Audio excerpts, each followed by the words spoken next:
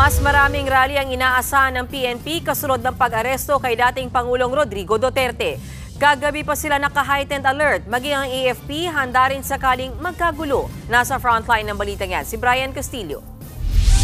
Kaliwat kanan na ang mga kilos protesta at mga panawagang magpakita ng puwersa laban sa gobyerno. Kasunod yan ang pagdala kay dating Pangulong Rodrigo Duterte sa The Hague, Netherlands para harapin ang reklamo laban sa kanya kaugnay ng kanyang madugong drug war. Kaya ang PNP, inilagay na sa heightened alert ang buong puwersa nito. Inaasahan kasi nito na darami pa ang mga pagkilos. Ayon sa PNP, nakadeploy na ang mga pulis sa ilang kritikal na lugar sa Metro Manila para mapanatili ang kaayusan at seguridad ng publiko. Ang 24/7 deployment po yung HSRINE po.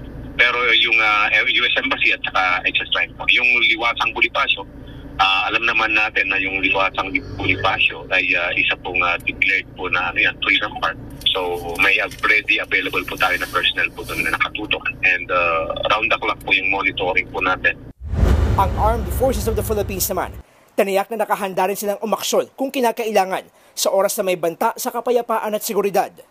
Pinabulaanan din ng AFP ang mga espekulasyong may namumuong pagkilos sa kanilang hanay. Wala raw itong basihan at nananatili silang profesional at tapat sa chain of command. Sa huli, nanawagan ang armed forces sa publiko na huwag magpadalos-dalos at maging mahinahon. Hayaan na lang daw na gumulong ang legal na proseso para sa dating Pangulo. Nagbabalita mula sa frontline, Brian Castillo, News 5. Mga kapatid, may Los Baños po. Huwag magpahuli sa mga balita at impormasyong dapat ninyong malaman. Para sa mas malawak na balitaan at diskusyon, mag-follow at mag-subscribe sa social media pages ng News 5.